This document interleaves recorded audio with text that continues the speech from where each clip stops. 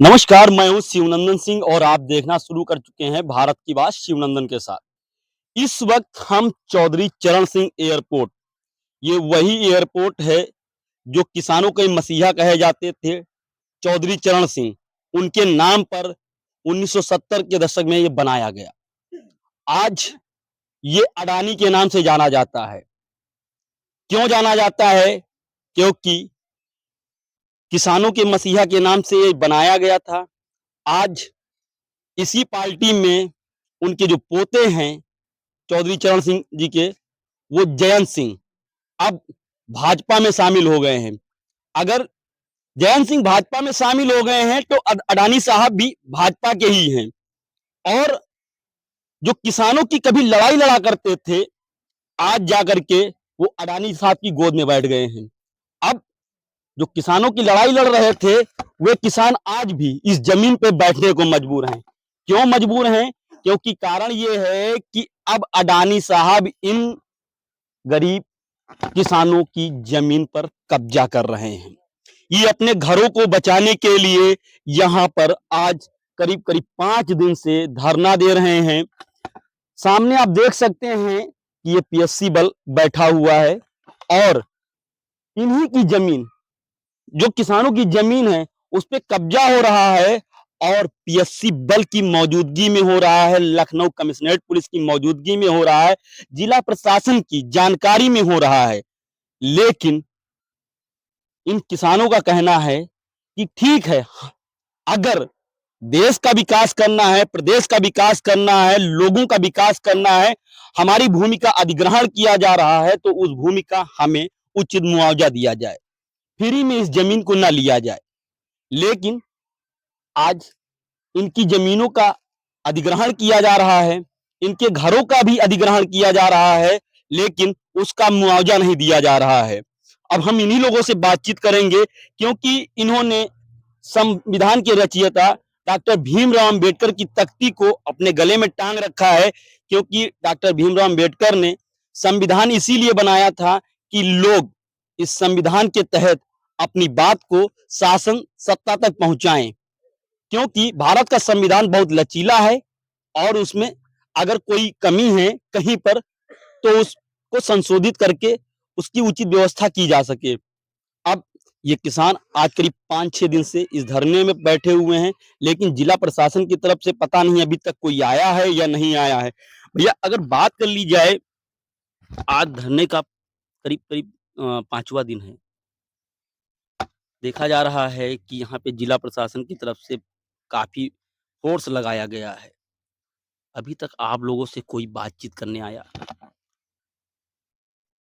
हम लोगों से प्रशासन की तरफ से कोई भी व्यक्ति बात करने के लिए नहीं आया। ये काम करने के लिए आया है कि मुझे बाउंड्री करना है, अगर नहीं करोगे तो जो जेल में कैदी ले जाते हैं वो गाड़ियाँ भी लेके आते हैं कि उसमें डाल के सबको उठा ले जाएँगे। लेकिन किसानों से कोई अधिकारी कहता हम बात नहीं करेंगे क्योंकि हमें बाउंड्री उठाना है बस। ये उनका एक विचार अच्छा, है। बाउंड्री उठाना है, लेकिन मुआवजा नहीं देना है। वो कहते हैं कि मुआवज़ा के विषय में मुझे कुछ भी नहीं पता है। कि मुआवज़ा देना है या नहीं देना। मेरा काम है केवल बाउंड्री उठाना। तो किसानों की एक आवाज़ है, हमारी धरती माता है और इस धरती माता के रखवाले हमारे जिला कलेक्टर साहब होते हैं। वो हमारे पिता तुल्य हैं और पिता अगर हम लोगों को ज़बरन अपनी धरती से अगर बेदखल करता है, तो वो तो यही देखा जाएगा कि हम लोगों को अपने संपत्ति से बेदखल कर रहे हैं। लेकिन अगर उन्होंने हमें पैदा किया है, तो मेरा भी दायित्व बनता है कि बेदखल करने का आपका दायित्व है, तो आप उस दायित्व को भी बेदखल करिए कि मैंने पैदा भी किया। हमें मौत की घाट उतरवा दीजिए और उसका अपना कार्यक्रम करिए। यहाँ पे और भी बहुत सारे लोग हैं। भैया, क्या करेंगे? क्योंकि आप लोग देख रहे हैं कि गले में डॉक्टर भीमराव अंबेडकर साहब की तख्ती टांग रखे हैं। क्या सर, मेरा गाँव बहुत पीड़ित है और ये रिपोर्ट अथॉरिटी इतना सता दिया है कि हम लोगों के बोलने की, घुटने की इतनी दम नहीं रह गई कि हम लोग अपने हक उनके माँगने से हम लोग परेशान, मगर हम लोग हक नहीं देने तैयार और पुलिस प्रशासन लेके ज़बरदस्ती काम कराना चाहते हैं। हम लोग हड़काते भड़काते तुम पर ये चला देंगे, बुलडोजर चलाएंगे, वो चला देंगे। और हम लोगों का पहले हमारे गांव का विस्तार करें, हमारे गांव का विस्तार कर दें, हमारी खेती बाड़ियों का विस्तार कर दें, हम लोग अपना धंधा। अच्छा, मुआवजा देने के लिए जो बातचीत आप लोगों ने कहीं की कि नहीं की? मुआवजा देने की बात हम लोगों ने काफ़ी जगह जो है लेटर डाले सब अधिकारियों के पास, मगर वहाँ से कोई हम लोगों को दस्तावेज नहीं मिले आते। लेकिन दादा के उन आंसुओं को भी दिखाएं, क्योंकि जिस तरीके से एक व्यक्ति भावुक हो जाता है, क्योंकि अब इनका मकान छिन रहा है, ये घर से बेघर हो रहे हैं, परिवार इनका बिखर जाएगा, परिवार को खाने खाने दाने दाने के लाले पड़ जाएंगे। तो ऐसे में कहीं ना कहीं चिंता का विषय तो है। दादा, क्या होगा अगर तब परिवार इस तरह बिखर जाएगा, क्योंकि हमने अभी गांव तक का कोई काल 1 साल पहले से सुन रहा हूँ कि कब रामचंद्र जी पैदा हुए थे, कब रामचंद्र जी का स्वर्गवास हुआ था। लेकिन यही सरकार में ये कहा गया था कि रामलला अब आए हैं और रामलला दोबारा आ गए हैं। तो रामलला जब आए थे, फिर चले गए बनवास, लौट के फिर आए, तब से दीपावली मनाई जा रहे हैं। अब तो दीपावली का त्योहार भी आ गया। तो आ गया इसीलिए कि ये भारत सरकार, राज्य सरकार, आला अधिकारी जो सरकार के सिस्टम को प्राइवेट सिस्टम में कर दिया, आज सरकार का दायित्व खत्म हो रहा है। जिस व्यक्ति के नाम से ये नाम अमर करने के लिए एयरपोर्ट बनाया गया, आज उसी घर के जो लोग आए हो पार्टी में सदस्यता ग्रहण किया है, तो उनका पार्टी में कार्यकर्ता के तौर पे दिया गया, तो वो अब पार्टी के लेवल काम करेंगे।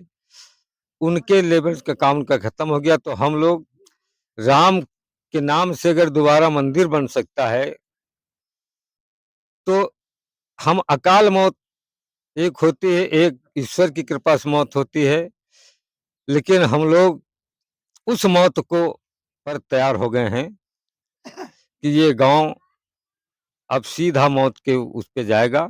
अगर मुझे मुआवजा और मेरे भक्ति खेड़ा का पूर्ण रूप से विकास करके दूसरी जगह नहीं विस्थापित किया गया तो परसों नरसों वहीं बेर के नीचे जो है 2-4 धमकियाँ दे गए कि हम जो है ज़बरदस्ती बना लेंगे और तुमको अच्छा, एसडीएम साहब भी धमकी दे रहे हैं। हाँ, कि हम जो है ये तुम्हारी ज़मीन का मुआवजा दे दिया, घरों मुआवजा दे दिया।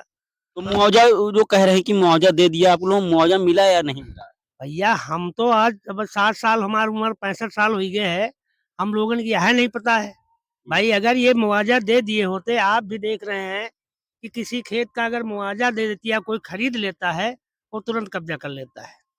आज 70 साल हो गया, हमारे गाँव का पैसा दे दिया, ज़मीन का पैसा दे दिया, तो हम लोगों को बसाया क्यों नहीं?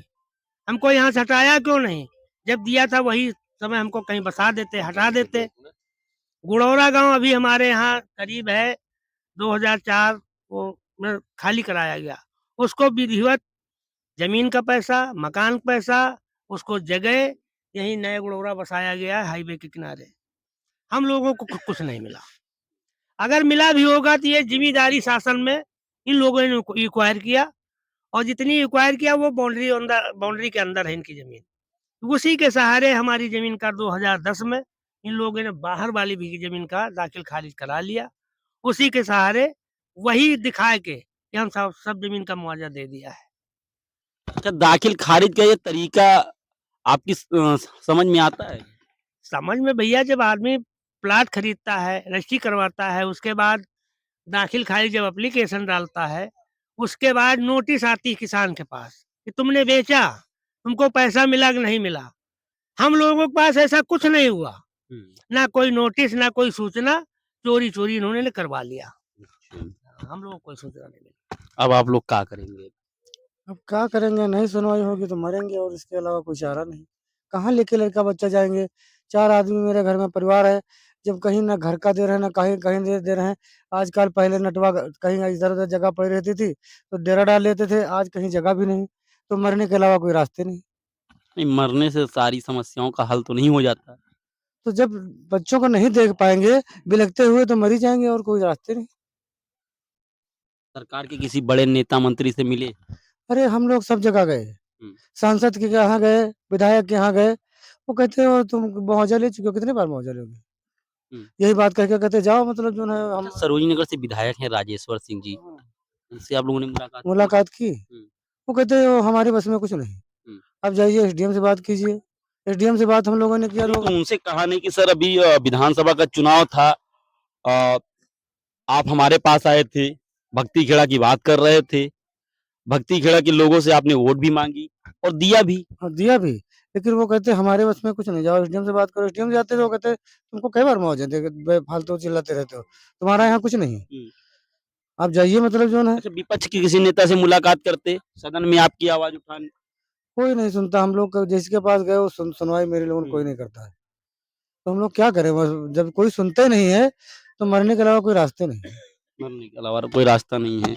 तो कब तक ऐसे बैठे रहेंगे? क्योंकि अब त्योहार भी है 2 दिन बाद। जब तक निर्णय इसका नहीं होगा, हमारे गांव को कहीं ये नहीं पता कि हम तुम्हारे गांव को कहाँ जगह दे रहे हैं, क्या दे रहे हैं, क्या नहीं दे रहे हैं, तब तक हम लोग यहाँ से हटेंगे नहीं, चाहे प्राण त्यागना पड़े। हुँ।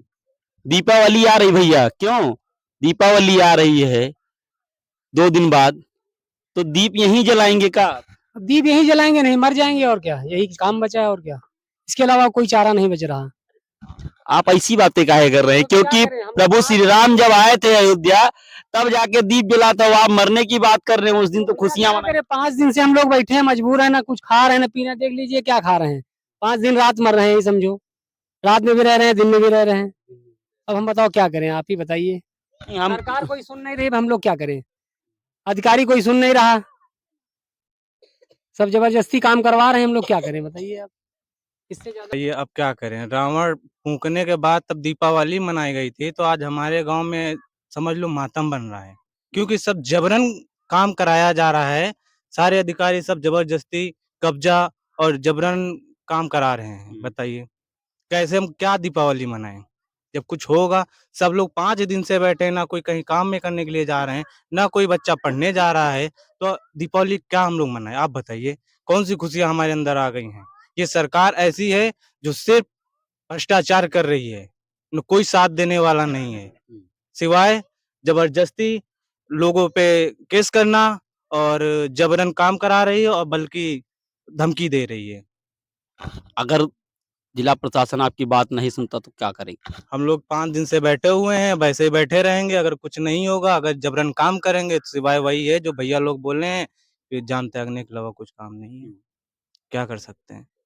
जब घर नहीं रहेगा, खेती-बाड़ी नहीं रहेगी, नौकरी नहीं रहेगी, तो हम कहाँ जाएँगे? कहीं जगह बची नहीं। पढ़ाई-लिखाई करते हैं, पढ़ाई हमारा इंटर कंप्लीट हो गया था, बस। अब आगे का विचार था? अब आगे पढ़ने का विचार था, अब नर्सिंग कोर्स कर रहे थे। अब यही है कि कोई वहाँ भी नहीं जा पा रहे, ना कोई पढ़ाई हो पा रही है। अब 5 दिन से हम लोग बैठे हुए हैं यहाँ पे। देंगे और क्या कोई रहने तो नहीं देगा। पहले रहा कि बुजुर्ग कहते थे आओ हमारे यहाँ बस जाओ, अब कहाँ बसेंगे? चार 10-15 जने कहाँ कोई ले जाएगा? कहाँ किसके दुआरे जाएंगे? कोई नहीं रहने देगा। मरने के अलावा क्या है? कुछ नहीं है। मरने के अलावा कुछ नहीं बचा है। आखिर कोई रिश्तेदार या कोई मेहमान कोई रखेगा नहीं, कहेगा कि हम अपने बच्चों को देखेंगे, तुमको देखेंगे। कहाँ जमीन देगा? कोई देगा नहीं। ये सरकार जो है बहुत कमीनी है। सरकार खैर कमीनी तो नहीं लिख कहेंगे, क्योंकि हिंदू कहते हैं हिंदुओं का विकास है। हिंदुओं कहाँ विकास हो रहा है? देखो हिंदुओं के बैठे क्यों धरना पे हैं? हिंदुओं का कहाँ विकास हो रहा है? सरकार तो हिंदू राष्ट्र बनाने की बात कुछ नहीं बना रही है राष्ट्र। खाली जो उन्होंने अपने बड़े बड़ौवन को बना रही है, जैसे अंबानी है, अडानी है, इनको विकास कर रही है। गरीबों को मार रही है बस, और कुछ नहीं कर रही है। किसी नेता का कोई साथ हम लोग को नहीं मिला है, नेता बल्कि कोई- ये है ना, यहाँ 5 दिन हो गए, यहाँ कोई नहीं देखने आया है कि लोग कैसे बैठे हैं, क्या कर रहे हैं, क्या खाया, क्या पिया। बस जब वोट मांगना होता है, भाइयों बहनों, अब सबका साथ, हमारा साथ दो, सबका विकास होगा। यहाँ पे किसी का कोई विकास, ना किसी का कुछ देखने तक नहीं है, कैसे लोग जी रहे हैं, कैसे मर रहे हैं। सबके पास सारी सूचना पहुंची, सारे लेटर पहुंचे कि भाई ये दिक्कत है, सबके पास जाया गया कि ये प्रॉब्लम हमारे पास आई है, किसी ने कोई साथ नहीं दिया। हो जाएंगे तभी हम लोग पीछे हटेंगे, नहीं तो हटेंगे नहीं। जिस तरह ये लोग जमीन का कब्जा कर रहे हैं, उस तरह हम लोगों का भी निवारण कर दें। हम लोगों का यही कहना है कि ये अगर जमीन लेना चाहते हैं, गांव भी ले जाएं, हम लोगों के नाम एक एक गोली दे जाएं।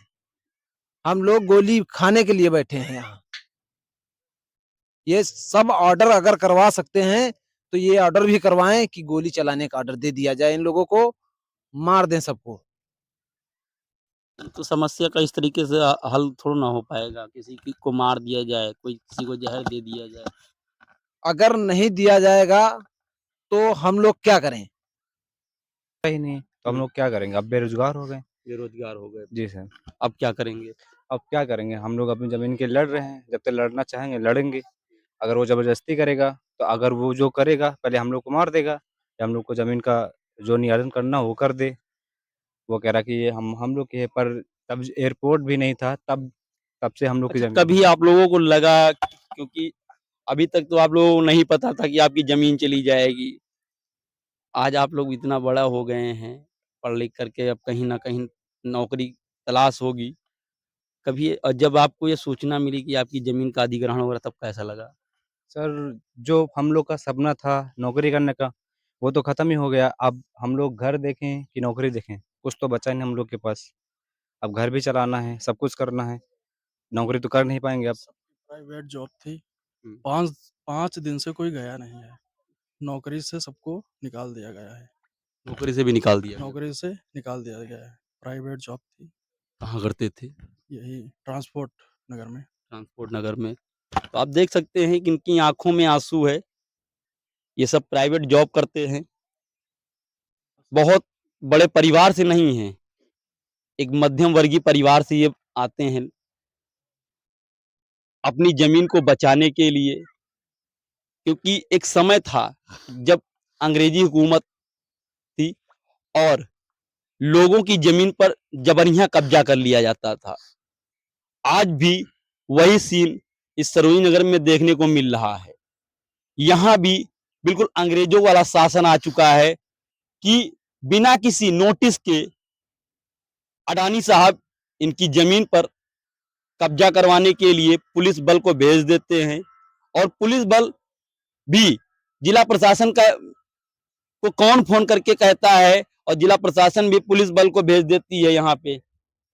लेकिन सवाल ये उठता है कि जब किसी की ज़मीन खरीदी जाती है या आवास विकास एलडीए के द्वारा एक्वायर की जाती है, तो उस ज़मीन को एक्वायर करने के लिए 3 महीना पहले नोटिस देना पड़ता है, जिसकी ज़मीन होती है।